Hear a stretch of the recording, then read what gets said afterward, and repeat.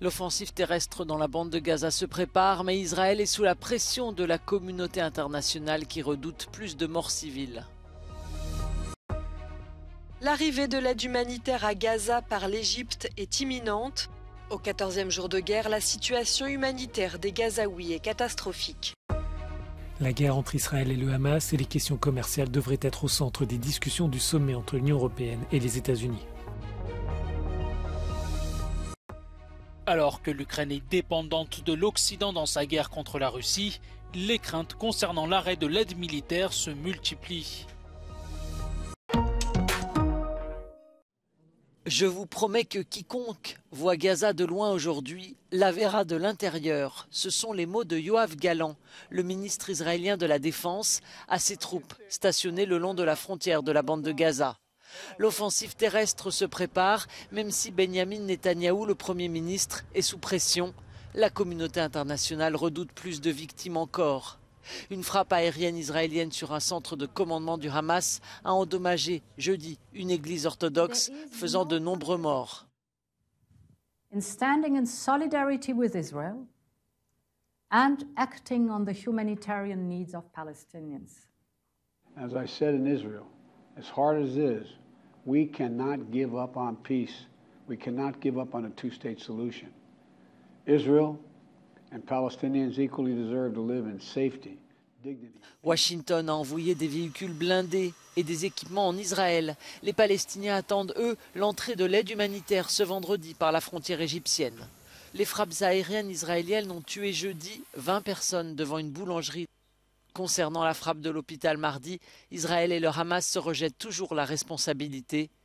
Les renseignements américains revoient le bilan à la baisse entre 100 et 300 morts. L'aide humanitaire va-t-elle pouvoir entrer dans la bande de Gaza? D'après une source de sécurité égyptienne, les blocs de béton installés au passage de Rafah ont été enlevés. C'est l'unique accès possible, sans passer par Israël. Des avions du monde entier affrètent de l'aide alimentaire et médicale depuis des jours, mais tout est bloqué. Plus de 2 millions de Gazaouis sont dans une situation humanitaire catastrophique. I am in Egypt to witness UN preparations to be able to deliver massive support to the people of Gaza. In these life-saving efforts, the El Arish airport and the Rafah crossing are not only critical, they are our only hope. They are the lifelines to the people of Gaza. Au 14e jour de la guerre entre Israël et le Hamas, l'État hébreu refuse aux Gazaouis l'accès à l'eau, à l'électricité, au carburant, et les stocks de nourriture seront bientôt vides. The Israelis have very serious concerns about the diversion of humanitarian assistance. They're worried that assistance that goes in will be diverted to Hamas. We are working out an agreement to ensure that any deliveries can be handled appropriately. Washington dit avoir obtenu du Caire le passage de 20 camions par jour, mais selon l'ONU, il en faut 5 fois plus pour répondre aux besoins des Gazaouis. Avant la guerre, plus de la moitié des habitants de l'enclave palestinienne dépendaient déjà de l'aide alimentaire internationale. Les responsables de l'Union européenne seront vendredi à Washington pour un sommet entre les deux partenaires. La présidente de la Commission européenne, Ursula von der Leyen, et le président du Conseil européen, Charles Michel, rencontreront le président américain Joe Biden pour une réunion consacrée, entre autres, aux questions commerciales. Mais la guerre entre Israël et le Hamas menace d'éclipser le sommet après une semaine de messages contradictoires de la part des Européens. I think that this topic can't not be in some way on the agenda. The first thing is that the EU needs to speak with one voice and then we can coordinate with our transatlantic partners. Le conflit au Proche-Orient devrait dominer les discussions. Toutefois, les deux partenaires n'oublient pas qu'il existe d'autres dossiers à régler. Le premier concerne l'acier et l'aluminium. La question empoisonne les relations transatlantiques depuis la décision prise par l'ancien président américain Donald Trump d'imposer des taxes supplémentaires sur les importations venues d'Europe. L'Union pourrait lancer une sorte de double offensive commerciale contre la Chine. Les 27 devraient annoncer à la fois une enquête anti-subvention sur les producteurs d'acier chinois et un accord avec les États-Unis pour freiner les exportations chinoises de métaux qui, selon eux, inondent le marché mondial. The solution that is being negotiated now is a so-called carbon club, or an agreement between the US and the United States to basically promote the production of sustainable, sort of decarbonized steel, and put tariffs on countries that don't produce in a decarbonized way, aka, of course, China. L'Union et Washington seraient aussi sur le point de conclure un accord sur les minéraux et matières premières critiques nécessaires pour la production de batteries pour les véhicules électriques. Ce compromis permettrait aux constructeurs automobiles européens de bénéficier des subventions américaines accordées dans le cadre de la loi sur la réduction de l'inflation. Ce texte a pour but à l'origine de promouvoir la production aux États-Unis.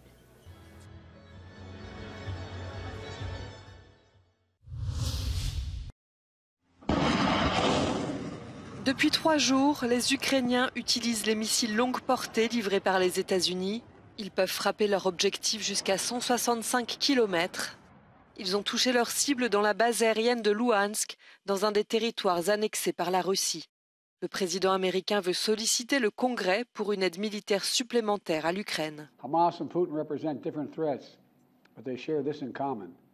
They both want to completely annihilate a neighboring democracy, completely annihilate it. Well, history has taught us that when terrorists don't pay a price for their terror, when dictators don't pay a price for their aggression, they cause more chaos and death and more destruction. They keep going, and the cost and the threats to America and the world keep rising. So if we don't stop Putin's appetite for power and control in Ukraine, he won't limit himself just to Ukraine. Selon l'Institute for the Study of War, les Russes sont préoccupés par l'activité des Ukrainiens sur la rive est du Dniepr, dans la région de Kherson. Ils craignent le lancement d'une contre-offensive de plus grande envergure. Des avions russes vont patrouiller au-dessus de la mer Noire en réponse au déploiement par les États-Unis de 2 porte-avions en Méditerranée. Le soutien des États-Unis est crucial pour l'Ukraine en guerre contre la Russie. Depuis février 2022, Washington a contribué à hauteur de plus de 46 milliards de dollars rien qu'en aide militaire. Mais en Occident, les critiques concernant ces aides s'intensifient de plus en plus.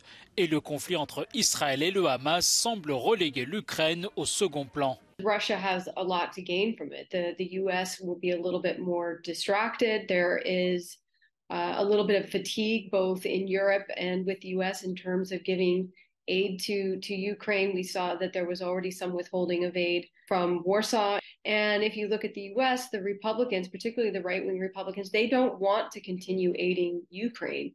Le maintien de l'aide militaire américaine dépend des élections de l'année prochaine. Mais selon Natasha Lindstedt, il est impératif de ne pas abandonner l'Ukraine. The world can't really afford to allow the Russians to win. If we stop with Ukraine, who knows what will happen next? I mean, Russia has been very clear that they want to expand their sphere of influence. They have had a history of invading other countries, particularly when Putin's approval rating isn't particularly good. I think given how close Russia is to Europe's doorsteps and there should be genuine fear of Russia continuing to infringe on the European countries, whether it be indirectly or directly. Moscou a réalisé peu de progrès sur le plan militaire, mais son influence politique ne cesse de s'accroître, suscitant des préoccupations majeures à Bruxelles. Au Royaume-Uni, un coup dur pour le parti du Premier ministre Rishi Sunak. Les conservateurs au pouvoir ont subi une sévère défaite lors de 2 élections partielles face au Parti travailliste, un résultat de mauvais augure pour les élections attendues l'an prochain. Dans les sondages d'ailleurs, le Parti travailliste dispose d'une large avance dans ces futures élections. Ces 2 scrutins se tenaient au moment où la cote du Premier ministre est au plus bas depuis son arrivée à Downing Street il y a près d'1 an.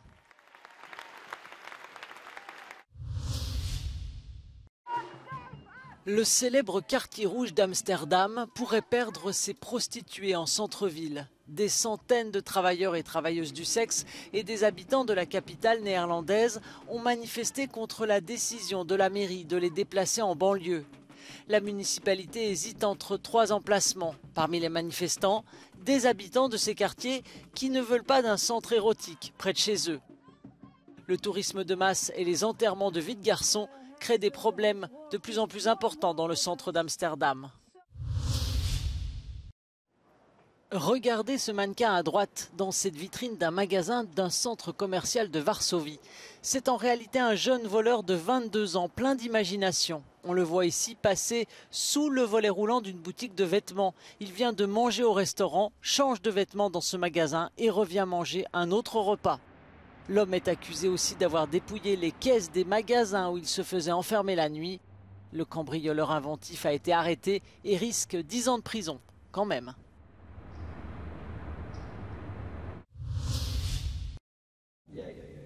C'est l'effervescence chez les grands amateurs de whisky après l'annonce de la prochaine mise aux enchères d'une des bouteilles les plus chères au monde, celle d'un whisky Macallan Adamy 1926.